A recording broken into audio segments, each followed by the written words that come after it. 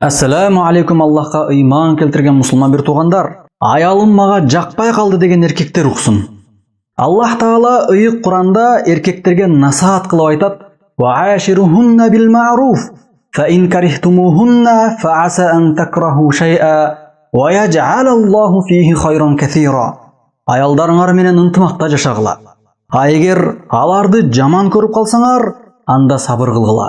Балким Аллах силер жаман көрген нерседе көптөгөн жакшылыктарды кылган чыгар. Ниса сүрөсү 19 аят.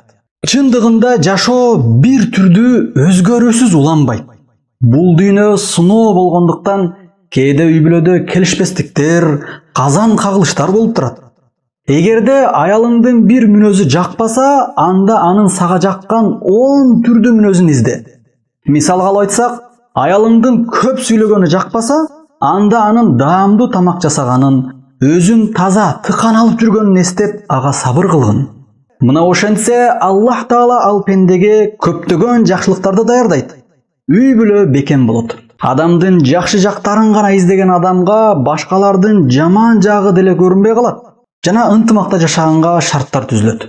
Ошондуктан Аллах Таала мына ошентип усуят кылган.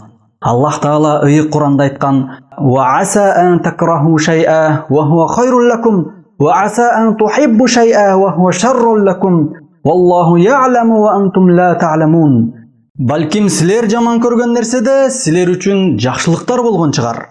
Балким силер жакшы көргөн нерседе силер үчүн жамандыктар бардыр. Аллах Таала муну анык билет, а силер билбейсиңер. Бакара сүрөсү 216 аят. Aqulu qawli hadha wa astaghfirullah li wa lakum. Assalamu alaykum wa rahmatullahi wa barakatuh.